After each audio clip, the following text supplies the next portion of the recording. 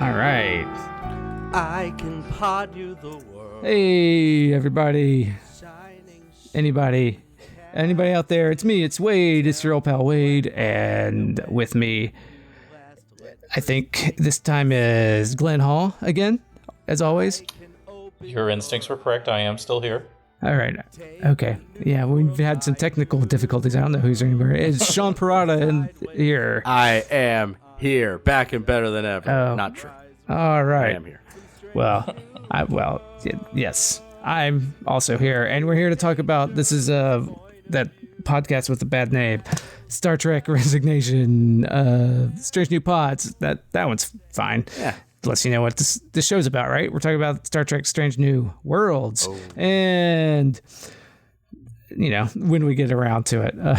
And tonight we're talking about. What are you talking about? This is seamless. This has been week to week. I don't know what you're talking about, Wade. Yeah. Well, this is an evergreen pod, so you're listening to this when you're just binging the show, not the week it came out. I hope, because who does that for this show? I don't know. If you do, let me know. Yeah, who you want to seem over eager?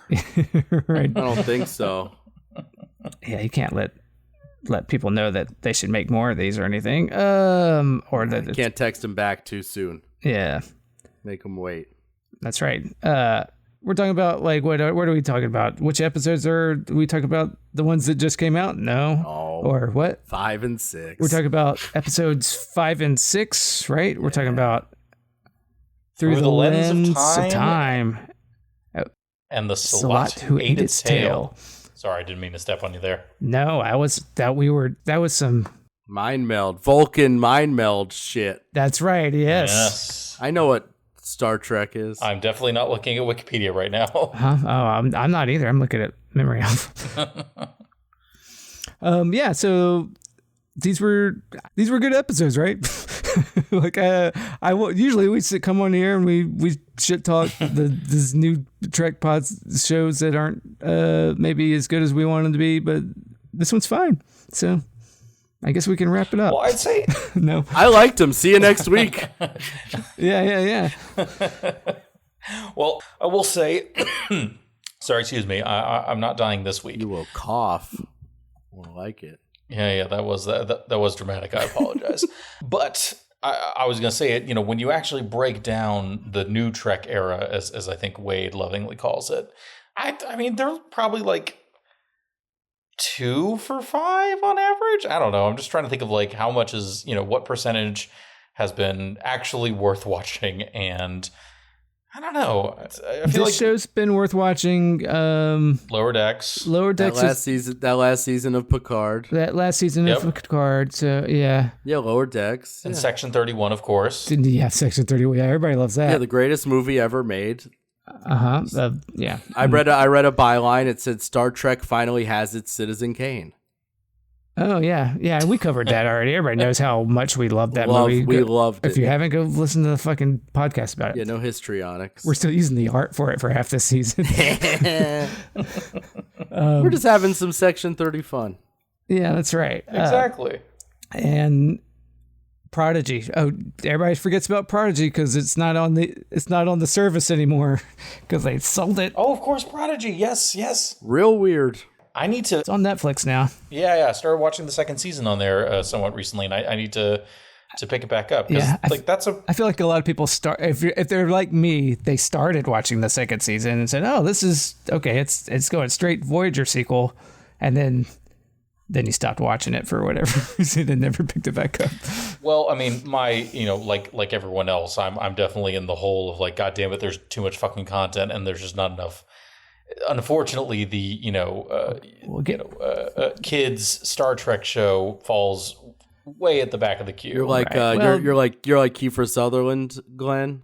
You're down in a hole. Well, you're in luck, Glenn, because That's an album. there's about to be a whole lot less. No, let Wade talk. So no, Kiefer Sutherland's in a hole. Kiefer Sutherland has a music album called "Down in a Hole." Oh, well, okay. I'm just gonna say, fuck you for thinking I would get that. Nah, it was good. I mean, I love a joke that goes over everybody's head. Like, I love an esoteric joke. Yeah, me too. So, but that one I didn't get because I'm not a big Keef head. Well, not Kiefer. I love Keef from. But what was I talking about? Oh shit, Prodigy. Goddamn, Sean's right. Kiefer Sutherland, Down in a Hole, 2016. Most popular track is something called Can't Stay Away and I'll Do Anything.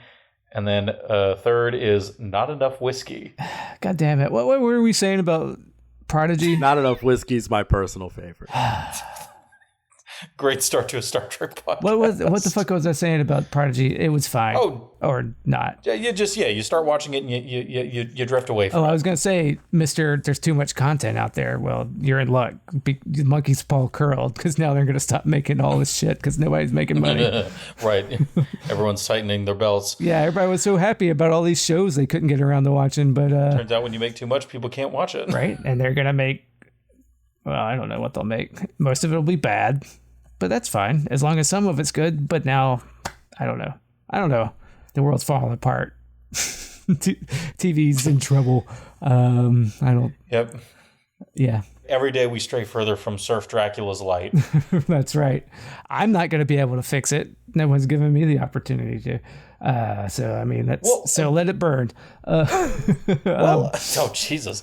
Well, I will just say I appreciate that, Strange New Worlds, as always, or rather, as I often say, is getting us back to that, Surf Dracula model of like, look, this is the premise of the show. We are going to hit the premise every week instead of, doing one long story. So, there's glimmers of hope here and there. Yeah. Just starting. Maybe we should actually talk about these fucking episodes. That's what people love in podcasts, when people spend 20 minutes talking about something that's not the subject of the podcast. Well, they're in luck because we can do that. I could do this all day. Through the Lens of Time. Yes.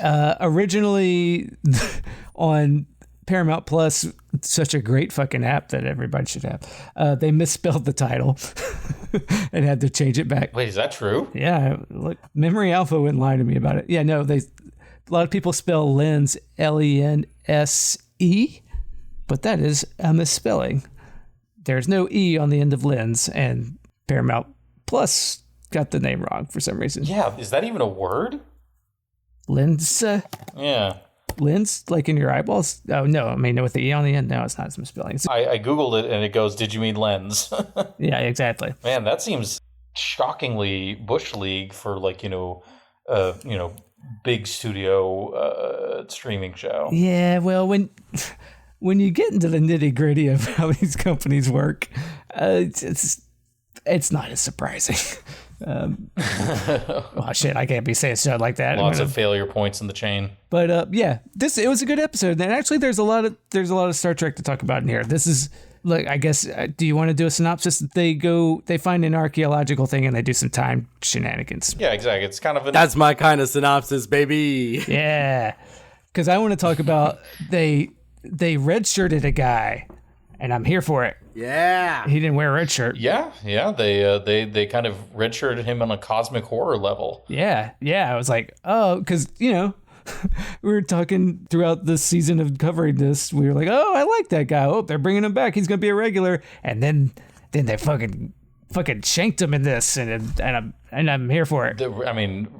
Right away without us realizing it first. Yeah. It was like a classic, and that's, like, they knew what they were doing. Like, this show is taking Star Trek tropes and they're playing with the tropes, and like they clearly, I'm gonna say they knew what they were doing. Where they're like, oh, we're gonna introduce this guy. We're gonna do a red shirt, sure, where a guy on an away mission gets iced and dies, and but we're gonna do it a little bit different to where we actually learn the guy a few episodes who he is and get to know the guy a little bit better before we kill him. Yes, correct. It's a darker red shirting, man.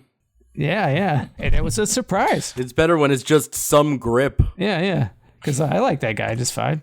I think I said such. Yeah. No, I liked him too. And he was a fun source of youthful enthusiasm. Yeah, but he's dead now. And that's great.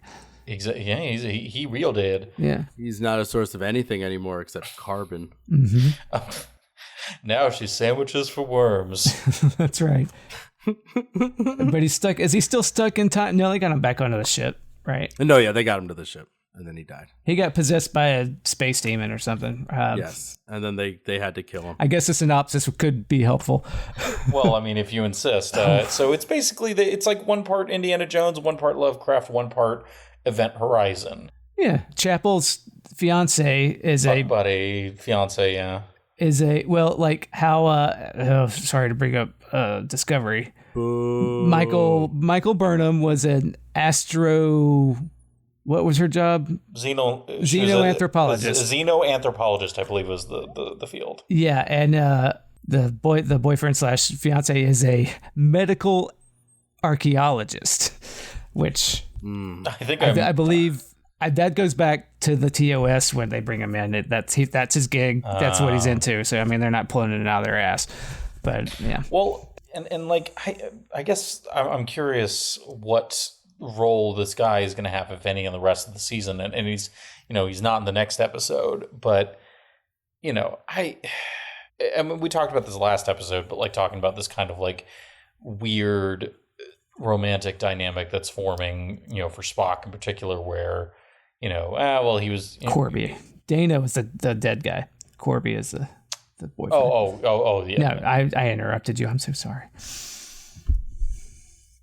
I forgive you. But anyway, so they go to this planet that allegedly has, some secret to immortality. The fuck boy Corby, whatever, is very interested in this. They take a away team to look into it. They bring an alien who sometimes speaks English and sometimes speaks some alien language. Gobbledygook. What I like about that guy is how cool he acts the whole time.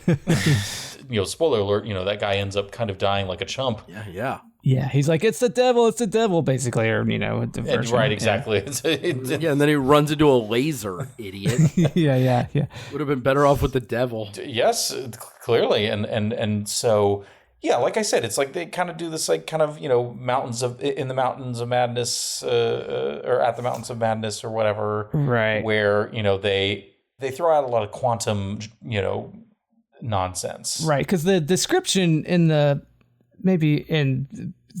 Paramount Plus or whatever, Corby wants to investigate the future of human evolution by seeing how this other ancient culture evolved in the space gods or some shit. And then there's like the alien that biffs it with the lasers is part of that planet, and he's like doing a scientific exchange kind of thing and showing them the ropes, and it's a bit like, right? Is that how that works? Yeah. Okay.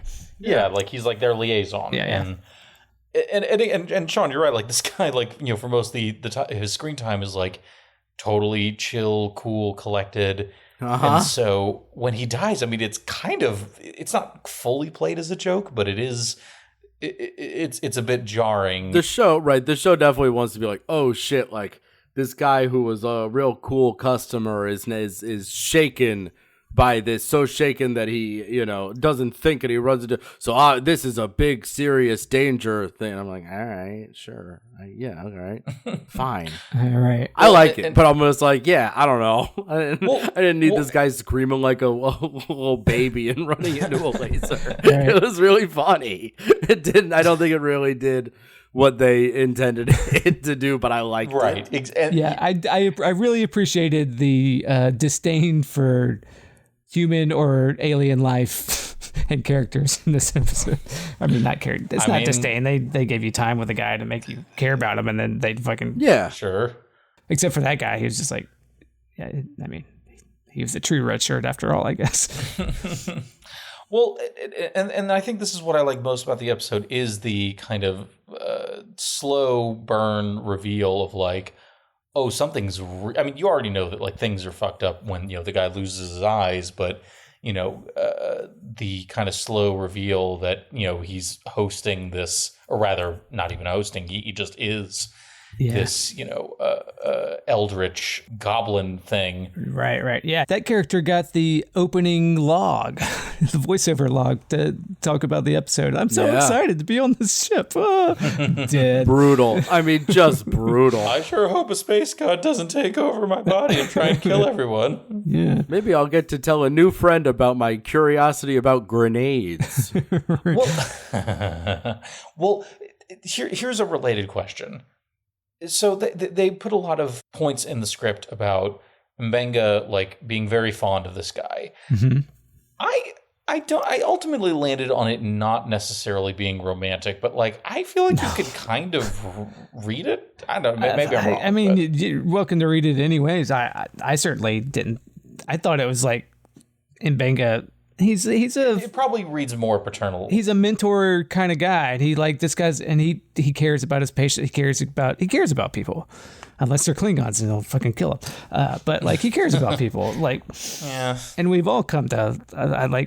Everybody liked that guy, right? Yeah. Yeah.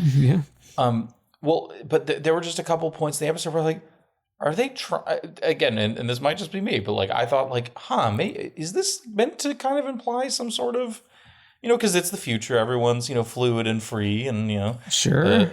Even Riker goes outside of the gender binary. Sure. And so, like, I guess I wouldn't have been totally shocked if they revealed, Mbenga, he's fluid and, into the sky on some level. But it sounds like maybe I am not quite on the mark. I want you to be on the mark, but also, like, the age discrepancy would make it, we'd have to cancel him, I think. Well, yeah. I mean, I don't think it's cancelable. I mean, that guy can't be older than like 50. I don't know. And he's the whipper. Yeah, but like he's a superior. I mean, the HR. Oh well, yes, on that grounds, yes. The HR emails are alone, man. I guess if they disclose, I don't know. Have we ever seen? And this is just my ignorance of how like military and like naval organizational stuff works, but like. Who's like HR in that situation? Like, let's say, Captain Picard sexually harasses Beverly and she's not into it this time. Oh, that's like who? That's what do you call them? There's a whole division that makes sure that kind of shit doesn't happen. It's not like JAG, is it? Maybe. I'm not sure. No, those are the lawyers.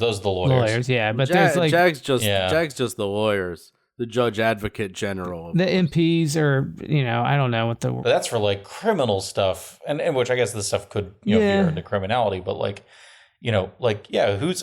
I guess I'm really. This is something I would pitch if I was in the writers' room for Lower Decks. I'm like, who's the HR rep on the Enterprise that steps in when Riker gets a little antsy. Yeah, that's funny. I mean, it's not like bring it back to our military services that there's ever any problems with any sort of perish the thought sexual assault. Never. Oh, never. Wait a minute. Or things that get underreported or problems with sexism and the. No, but in the future, it's not a problem. So never mind. Whatever I'm talking about like they're evolved humans. They don't do that anymore. Right. No one gets canceled in in the 23rd and 24th centuries. Right. Everybody has consent. They're very strong about. They respect each other's autonomy, and that's for they're good folks. So look, and Bingay, man, he can do what he wants. He's a good guy, unless you're Klingon. Hey, speaking of JAG, okay. My mom's really liking Tony and Ziva. I know everybody's stoked about Tony and Ziva, so I just want to say my mom. Tony and Ziva, yeah, we love them. Big fan. They're the best, and they're back, and we're so excited they're back, right? We're all so excited. Yeah, I mean, to have them back. I just want those crazy kids to be happy, I know. Wade, that's what when NCIS ended, which I don't think it has, when they left NCIS, we said, we just want these crazy kids to make it. Oh, she's on Jack? Is it? Now we'll see what happens. She's not the world's oldest goth. No, that's Abby. No, Ziva was on a few okay, it's because the goth, NCIS. her dad lives next to my dad on a lake in Alabama. Really? Yeah. Wow. She never goes home. She's to LA. She's above it all. And they love her out there, but that makes sense. Yeah. Goths don't really fit in Alabama. Yeah. And Bengate's a good man and thorough. You're welcome. I knew you were going to say in thorough. I knew you were going to if I didn't do it, so I had to. Yeah, exactly. I had to beat you to it. It's a tick at this point. But anyway, back to the app. So you got all this going on, and in the background you have Battelle, Pike's girlfriend. She's continuing to undergo her gornification, whatever that procedure is. Oh right, and because and this is relevant because once evil space god kind of goes mask off, she walks into the room, sees him, and reverts to Gorn mode and hisses at him. Right, they're like ancient enemies, the time gods and the Gorn, which like they're like the eyeball and the xenomorph in that new Alien show. But maybe, which I've heard about the eyeball. I have not seen the show yet. It's a great. It's fun. I talked about it with James and Hugh on that other pod. They're not as. They like it, but then not as much as I do. But I think it's great. It's a great show. I love that. You're far from alone. Everybody likes that show except for James. Listen, I gotta say something about the Gorn. This is about Star Trek. Thank you. But it's mostly about the personal failings of Glenn and Wade. So you're talking about the Gorn, and I don't know what the fuck the Gorn is. What the fuck is any of us doing here? But you can imagine that one of the few things I've seen from Star Trek, the original series, is Shatner fighting that guy in a lizard costume. Yeah, the Gorn. That's a Gorn! Yeah, remember all the time I talked about how much I'm mad about what they're doing with the Gorn? It's because that lizard costume, man. Yeah, but you never said why. Now I understand. I say it all the fucking time. What are you talking about? But yes, that's it. You didn't say it explicitly enough. That was what that was. I didn't say. I have a mask. I've got a Gorn mask somewhere in my house that I can't wear around the kids because it's too scary for our Halloween. But, that's really good. But now I can't wear it because it's not up to date. That's just to say, I can. I have some context for the Gorn now, and I'm pretty stoked. That's a classic. That's what I'm saying. Classic brawl. When I talk about oh my god, that they just turned them into xenomorphs. Going back to aliens. I know. I was gonna say I hope that that Pike has that exact same fight with his girlfriend. Throwing rocks at her. Yeah. Yeah, I hope she turns into a Gorn. She goes full Gorn, and they get stuck on a planet and have to fight in the desert in LA. I love it. I hope that happens too. Exactly. Now, Wade, correct me if I'm wrong. I do think that episode of Star Trek. Maybe I'm wrong about this. The space god puts them on the planet and they have to fight or something. Am I right that the space god is Abraham Lincoln? Is that this? I mean, I don't remember. It might be a different episode with the space. I'm going to look it up while we're talking about it. No, I mean, yeah. Hey, man. What's up? What's going on, bud? I swear that this is something. Abraham Lincoln is a space god in the original series sometime. Yes. I don't know if it's Arena or not, but yeah. Yeah. It's wild. And Arena, that's right. Yeah. No, it's not. It's not the same episode. There was a different episode. Yeah, look, Abraham Lincoln would never put two, sentient beings against their will into a slavery to battle for his amusement. Well, I feel like that's just not how Lincoln rolls. Come on, man. Of course not. But Emancipation Proclamation. Come on. It's the savage. He'd never. Guys, I know this isn't news to you, but I just got to read to you the one sentence plot summary of The Savage Curtain. I know you guys know. I know, but just the words. Kirk, Spock, Abraham Lincoln, and Vulcan legend Surak are pitted in battle against notorious villains from history for the purpose of helping a conscious rock creature's understanding of a concept he does not understand. Good versus evil. Yeah. What the fuck? It's what the fuck? Star Trek rocks, man. They're like I agree. Why haven't we been watching this shit?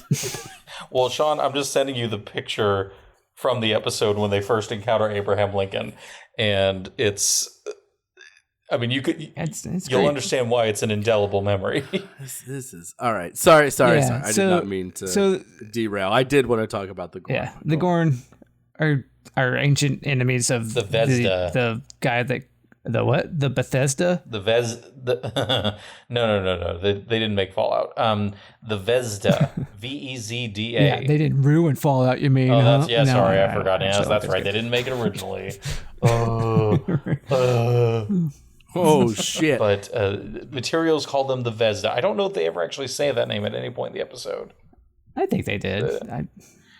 They must have. All right, it's been an hour. We're still on episode 1. It's mostly my fault, but let's get a move on. Well, anyway. So they fight, and then I guess they kill. Well, Pelia, Carol Kane kills the guy once. While Mbenga is like trying to convince it to release. Oh, right, because she's like, look, don't be a. This shit is evil. You had to kill. Yeah, because that was not bad. She's been alive a long time to know evil when she sees it, and that was a good Carol Kane. Look, I can come through at some point. Yeah, they got their Carol Kane budget back. Yeah, both of these episodes. They can't fit her in every episode of the season, but they're gonna save her for when they can, right? 2 on 2 off. Next episode, she collects telephones. Yeah. Oh, right. Yeah. That's the next episode, right? Yeah. Next episode. Yeah, if you want to tell us how it ended, Glenn, but yeah, finish your synopsis and we'll move on. No, they kill the monster. It ends with I guess in terms of like the search for immortality, they have to leave it. Or else they won't be able to escape. There's some like hypercube. It's a prison. I thought they were going to be paw race for a minute. I did too. I really because they act very similar to the paw wraiths. I was like, oh shit. They even no. Did somebody mention fucking Cisco and something? I saw. Now maybe I'm talking. No, I think maybe. No. Someone was watching a movie review. Yeah. There was Cisco. Yes. Two ghosts. I watch movies with ghosts all the time. Yeah. Like ghosts. Yeah. Well, anyway, not even. Yeah. So wait. So okay. So what? The conclusion of them being trapped was that they had to put the rock on the computer. Yes, and then the rock spanned time. So then the other people could also put their rock on the computer. It was like a bunch of like metaphysical shenanigans. Yeah, it was like a. Yeah, but I'm right. No, you are. No, you're totally right. But it was like a logic game from a video game. Yes, puzzle. Right. Yeah. So really, I mean, it kind of, I mentioned, Event Horizon, maybe like Dead Space might be. It's not that level. There's some of that in there. Yeah, like a little bit of the tone. I mean, with the burned out eyes on the guy. I mean, it's creepy. Yeah, totally. Yeah, it is. So I mean, the last scene it ends with like a pretty. I don't know if joke is quite the right word, but like, Carol Kane again does this whole monologue about, if these things get out, they will, I fear for the universe. Da, da, da. And then, turns to camera and says, do you want another one for the camera? And oh yeah, I thought that was pretty good. Right. Cause they're making a documentary. Yes. Yeah. That's a good bit that bit. She's kind of like yucking it up for the camera. Yeah. I mean, overall, I thought it was like a pretty solid, Star Trek horror adjacent joint. Yeah, like we had a pretty good zombie episode. It was fun. It was fun to get an away mission, right? It's we like an away mission, and then they get then the guy and he gets back. It's like, oh, we've got a big old fight on the ship too. It's like, that's good, a little brain puzzle down on land, a little beat 'em up on the ship. It's like the episode's got everything. Yeah, they're doing it. They did a Star Trek good.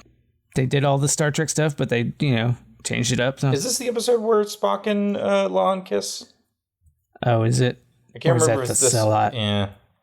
You watched it most recently. The Sehlat who ate its tail. Should we talk about that? Yeah. Okay, so I want to say one thing. I mean, I'll say more, but like, there's one thing that immediately comes to mind.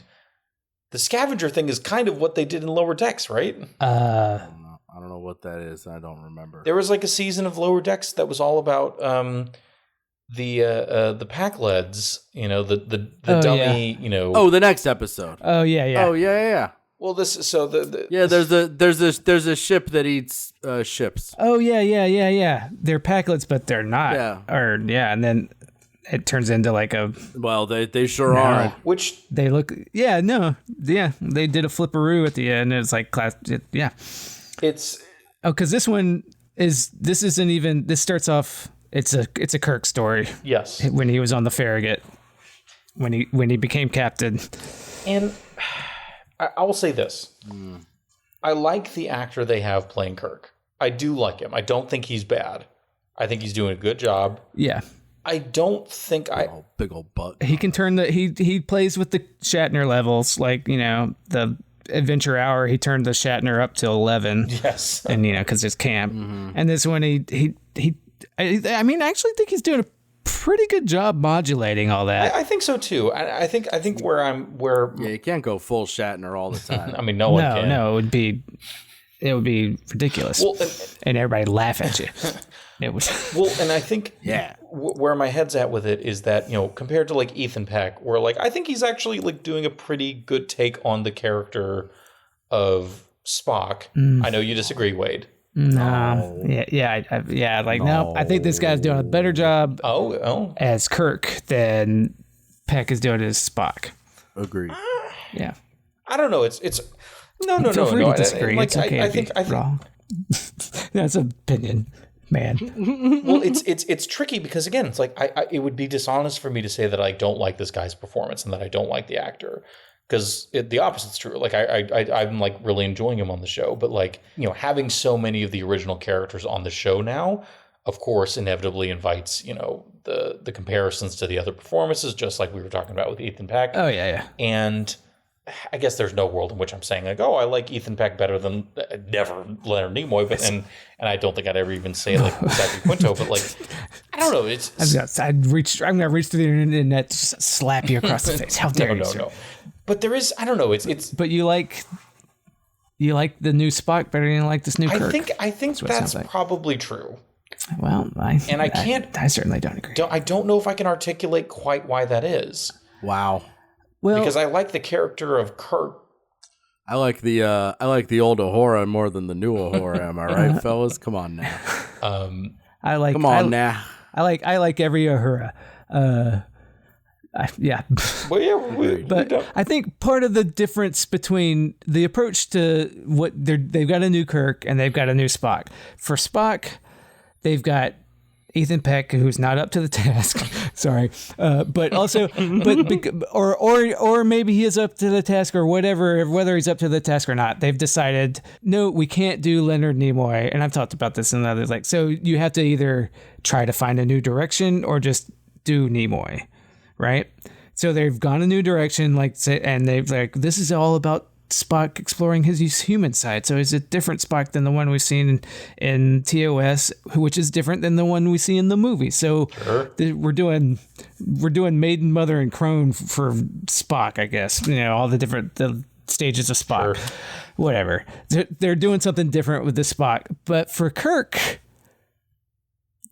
it's hard to do a lot of different nuances with Kirk. Other than he's a fantastic captain. He's impetuous. He likes breaking the rules sometimes, but then he can be a hothead or whatever. All the stuff about Kirk stays Kirk. We're not seeing a different Kirk. So therefore, the actor, like I said, he's playing the Shatner levels to modulate to make it work with the show that they're making, right? Yeah. Whereas. So I could see where you could say like, but I like that Spock more because they're doing something different with that. And this Kirk is just the Kirk, and this guy's not Shatner, but he's trying to do Shatner to an extent, and maybe you have a taste for one or the other, and so you don't like it. I mean, does that help? Yes, of course it helps. Or am I talking about?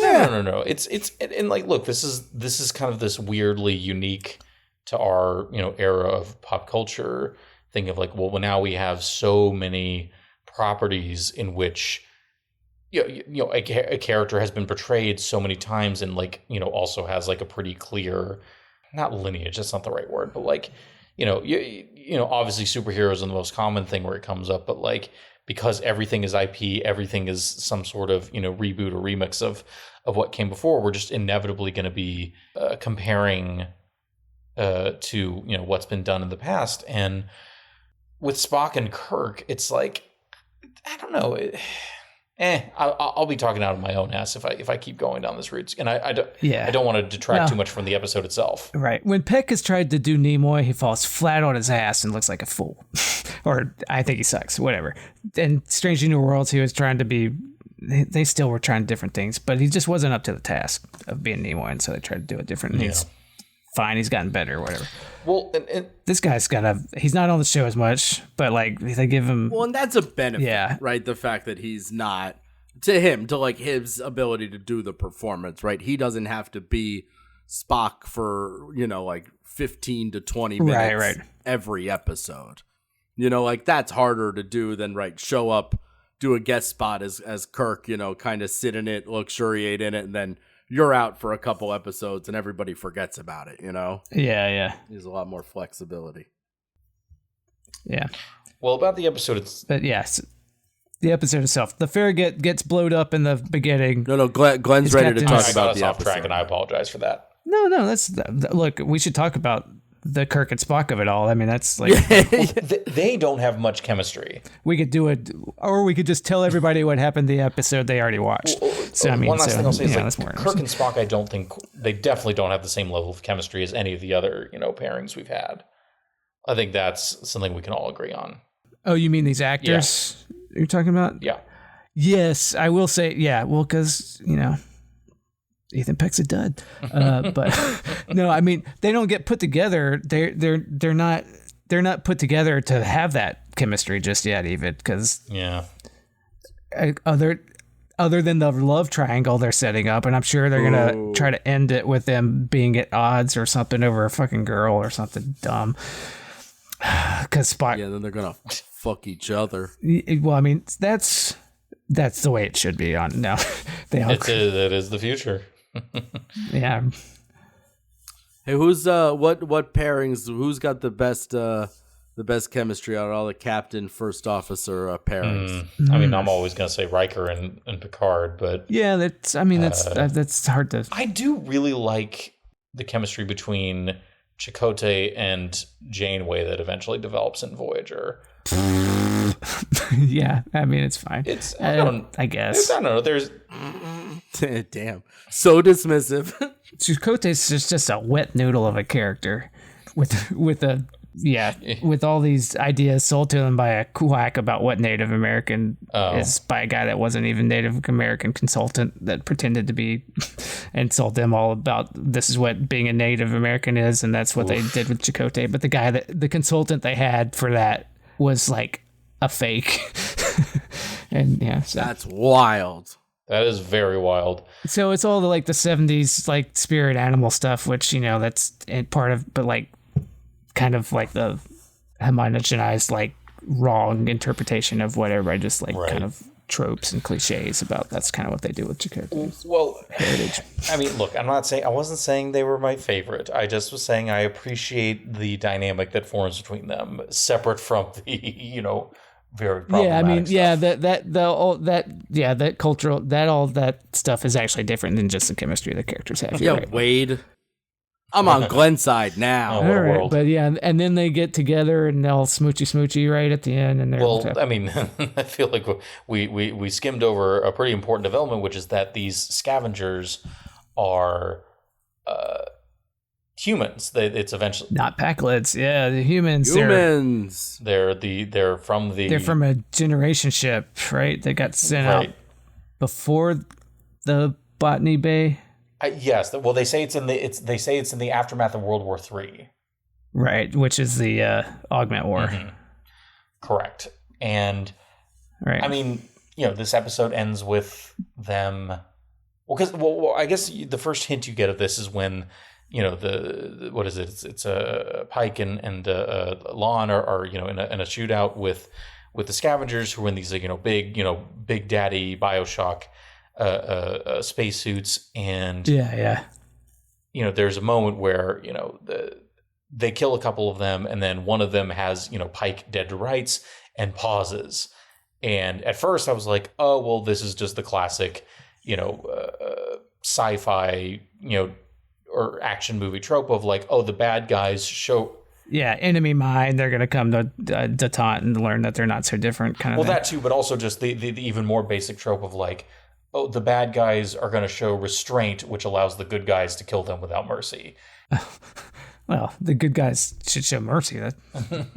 That's not showing mercy. That's not a very good guy thing. That's what I'm saying. That's what I'm saying. I'm saying like that. Yeah. You see this especially in like more recent years. I've noticed where like again like in a new Star Wars movie, you'll see the stormtroopers will hold up the heroes and say, "Oh, stay where you are, blah blah blah. Drop your weapons." And then of course when the other heroes come in, they gun them down without a moment's hesitation. And it's definitely I don't know if it qualifies as ludonarrative dissonance, but like it's one of those little things I notice and stuff all the time. You want the bad guys to win, Glenn? You want the bad guys to win? You want the bad guys to kill all the good guys? When stormtroopers stop you to ask questions, they're still going to kill you in a minute. Right? Y'all are questioning me like Columbo. They're stormtroopers. It's like just one more thing. They're hey, stop there. What are you doing here? And then they're going to take you to the brig or kill you. So your friends have to shoot them when they come up around the corner. They just got it. They're stormtroopers. Right? I guess. No. And just one more thing. He's stormtroopers. They fly now? Sorry, what'd you say, Lieutenant Columbo? I didn't quite catch that. God damn it! They fly now? It's almost moment. I did it. They fly now. Fine. Excuse me. Just one more thing. You say that somehow Palpatine returned. I'm not seeing much. Yeah, somehow. Oh boy! I love this character, by the way. Pretty good. Yeah, pretty good. But at the risk of getting us off topic, but the reason I just noticed that when that happened, and I thought, oh well, this is just the classic like whatever thing, and then it's like, oh no, it's actually there's a reason behind it. There's an actual like plot element happening here. Yeah. And I don't know, Joel. I mean, even though they treated the end with a pretty substantive amount of gravity, I still kind of don't think they treated it with enough gravity. You don't think they were sorry enough about the killing all them humans? Well, yeah, they didn't have a choice. Yeah, they really weren't left without a choice, and those humans had evolved over generations to be real assholes. Clearly. They'd been killing people. They were sort of irredeemable. Yeah, to an extent. And then like they tried to talk to him, and then they were like, well. The decision to have there be some mystery there, I think was the right story move to make. I thought that was really interesting that like you don't really learn what exactly they went through. You just know that they left Earth, they lost contact, and then, 200-300, however many years later, they end up here. And it's, right.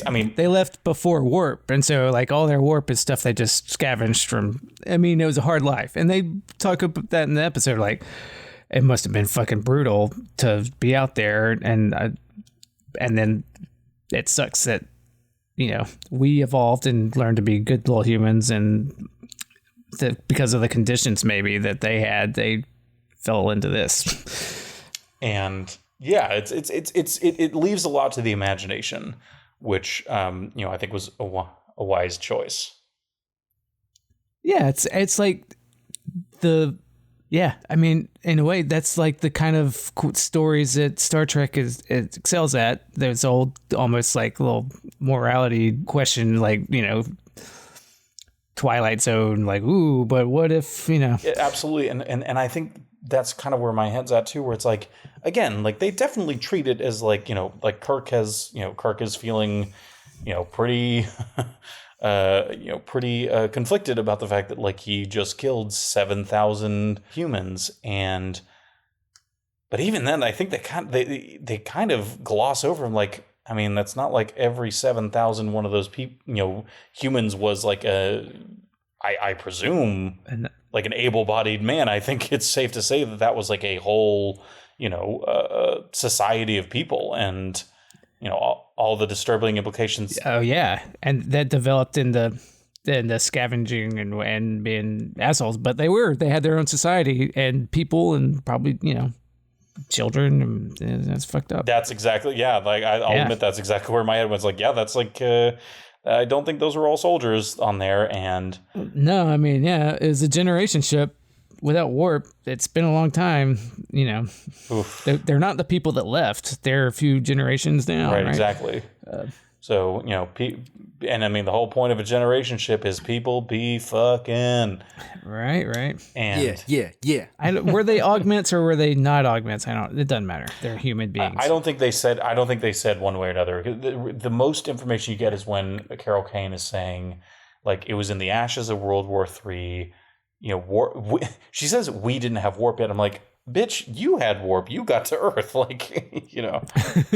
Sounds like you were standing by and doing fucking nothing when, you're just hanging out with Whoopi talking about all these assholes don't have warp. Right.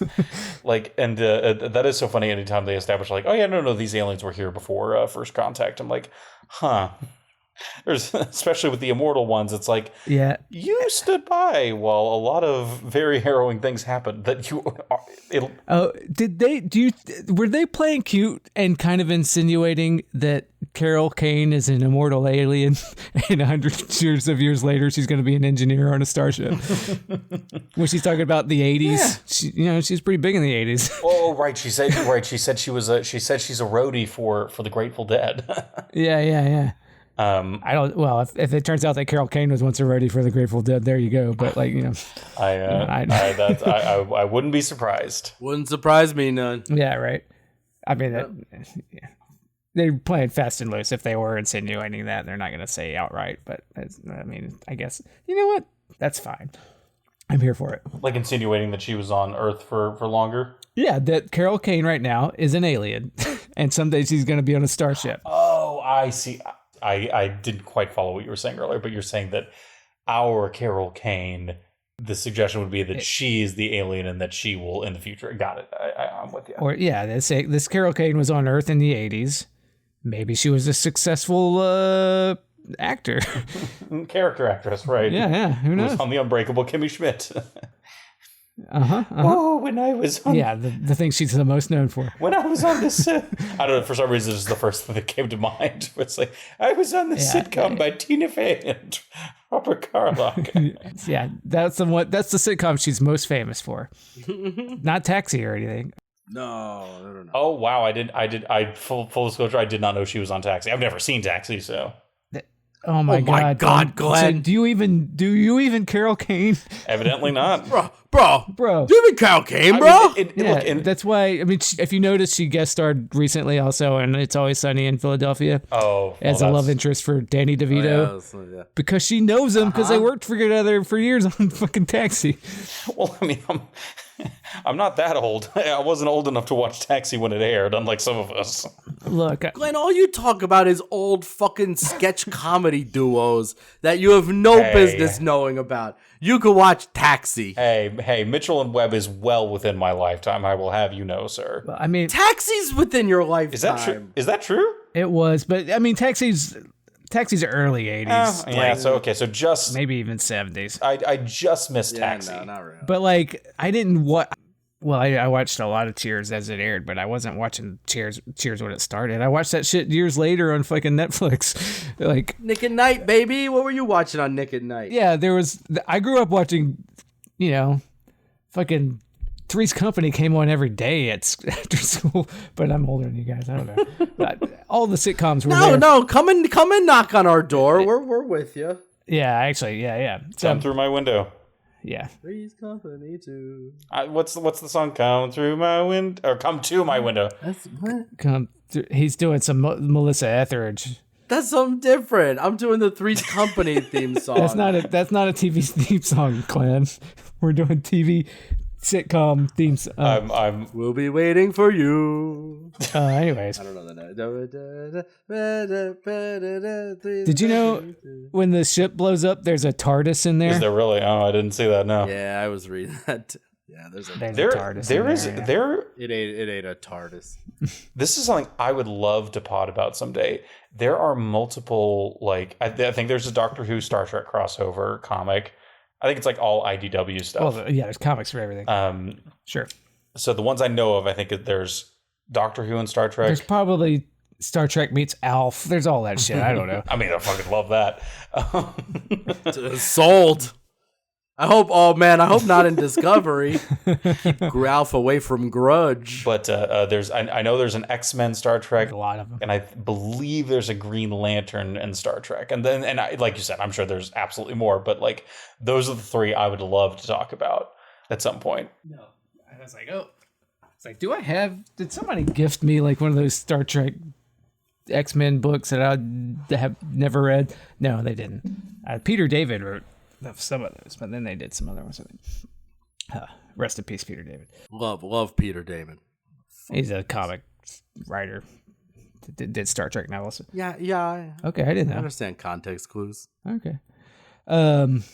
Anyways, I like this episode. Me too. me too. I liked it. That was good. So what did the humans turn into? And I don't really. I think they didn't have understand. warp. They ran there to find resources and everything. They started killing other people. Yeah. And so they turned into That's they're it. humans the whole time, but Right. what monsters are we capable of becoming? It's kind of like And I think that's the main thing, because They just became monsters. yeah. right, so they didn't literally like physically change, since there wasn't enough time for them to evolve into anything different. But like, Yeah. like it's and I think it's the nature versus nurture thing of like, at the end, Kirk saying like, well, would we have made the same decisions if we were in their shoes or in their situation? Right. And I'd like to think not, but We'd all like to think not. All right. sure, Yeah. We're not gonna break Piggy's glasses. poor Piggy. Pour one out for Piggy. Poor Piggy. I already opened my beer. I'm drinking. What happened to Piggy was a tragedy. What happened to Piggy was a tragedy. We all agree. Look, there were signs that things were not going well on that island well before the thing happened with Piggy. But when Piggy went down, No, it's true. They could have read the they signs. could have read the signs. Those children stuck on that desert island could have turned the ship around at any point. And who paid the price? We all mourn Piggy. I was about to say, who paid the price? It was Piggy. Right. Just Piggy. Oh, do we need to talk He was about? the best of us. Yeah, go Do we on. need to talk about Sehlat's the Vulcan things that eat their tail? I mean, Like the dog. right, the version yeah, of or the it's- dog that caught the car. Yeah. Right. I mean, No. No, I guess we don't.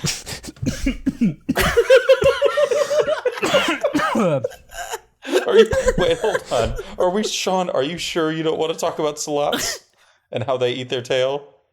I don't. What's a Sehlat, guys? A hot Sehlat. Hot Sehlat? What the fuck? Well, hold on. Now I'm interested. I'm just trying to key up Sean time to talk about breasts so that he can get his quote out. Oh boy.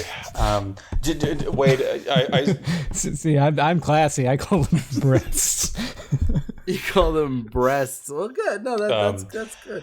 I don't know if we've ever actually. I guess we might have seen a Sehlat on the animated series, because I think there's like 1 or 2 episodes where they go back to Vulcan. Is that right? Oh yeah. Are they the weird little otter-looking things? Maybe. Yeah, I wouldn't be surprised. They look like a bear with like mammoth. So there is in fact a Memory Alpha page for them. Yeah, of course. Oh, Yeah, I'm looking at a image from the. Yeah, and that's from the animated series. Yep. right. Yeah. There's a Memory Alpha page for everything, man. There's probably oh man, I gotta look up. Oh, that just reminded me. I gotta look up the Memory Alpha for telephone and see if they The put. wired telephone they use in this episode. Oh, you do memoryalphafandom.com/wiki/telephone, and you get. There's a lot. That's a lot. Did anybody update it with this episode? They better have. That's what people come to podcasts to hear about. It does contain information regarding Star Trek Strange New Worlds, and contains spoilers. Hey! Thank goodness we made it. All right.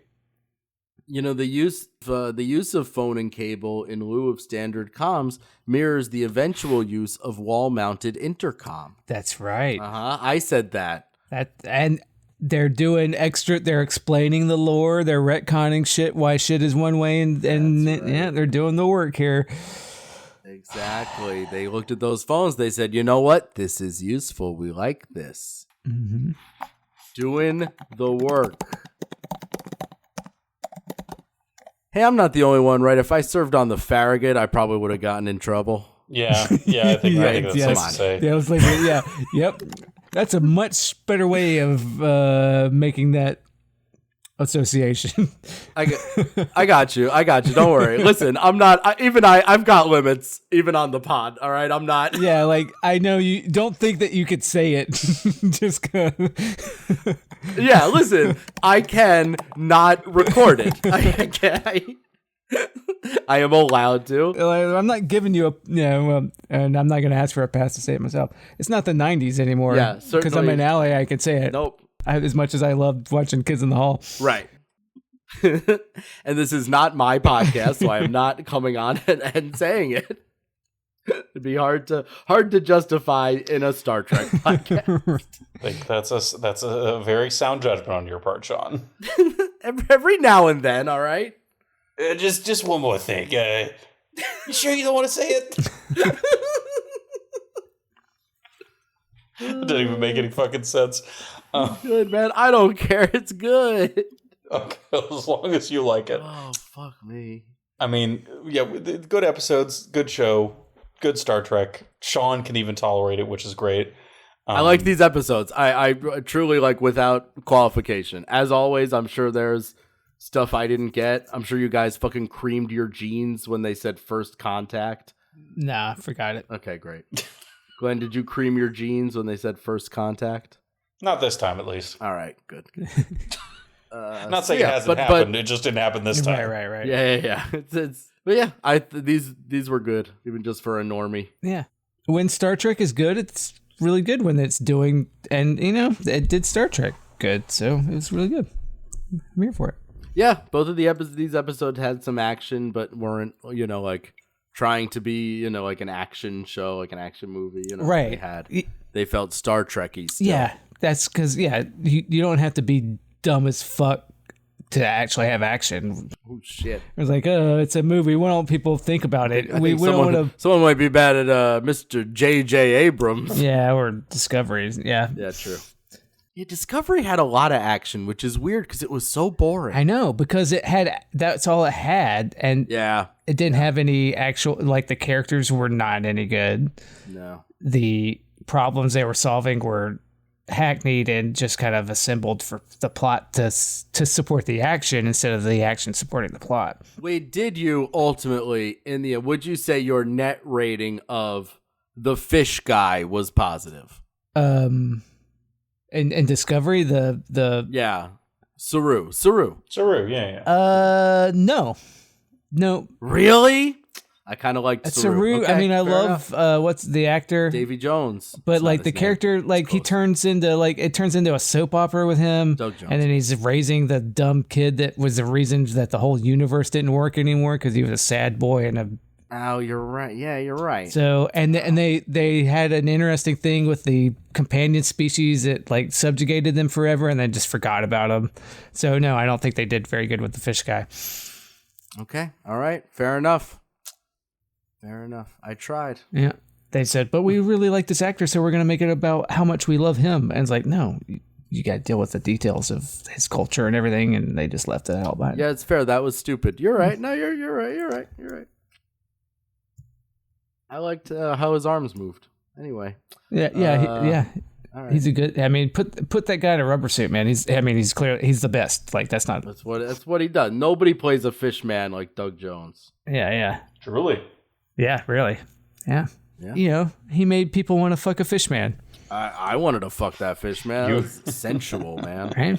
And the whole movie about fucking the fish man. It should have been called fucking the fish man, not whatever it was called. That movie won an Oscar. Yeah. Yeah.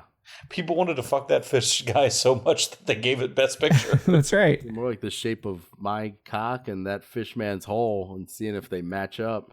Yeah, the shape of my cloaca. Yeah. There you go. That's right. Yeah. All right.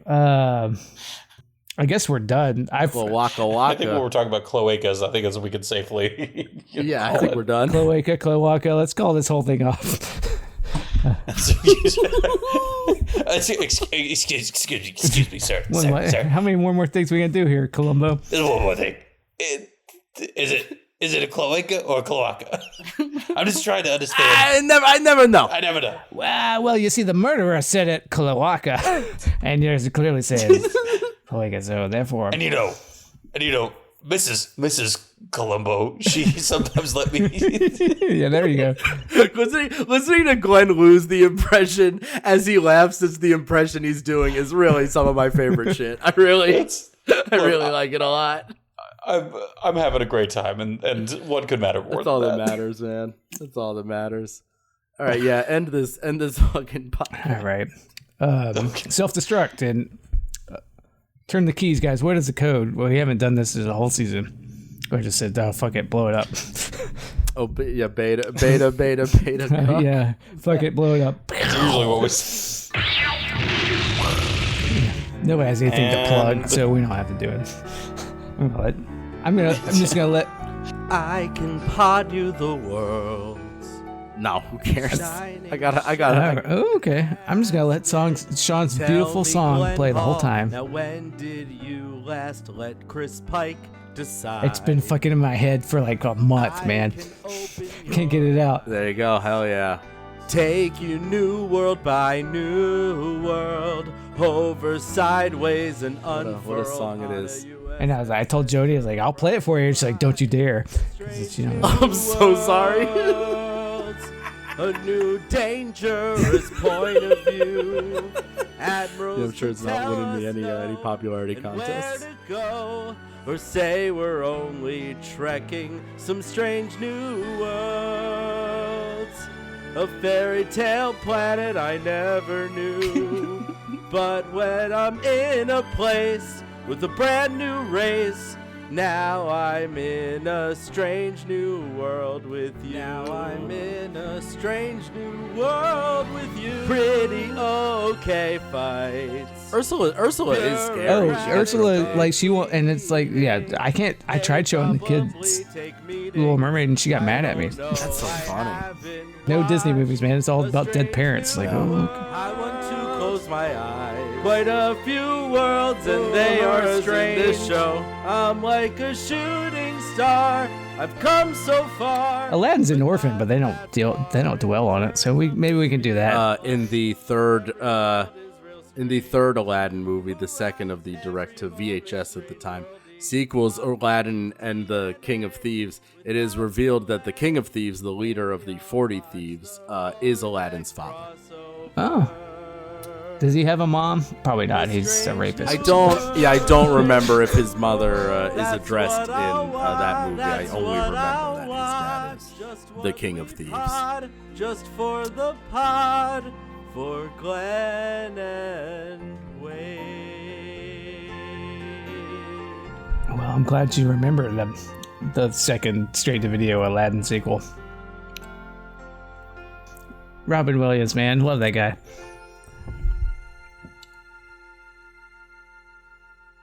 I didn't know he came back for any of them. All right, I'm stopping.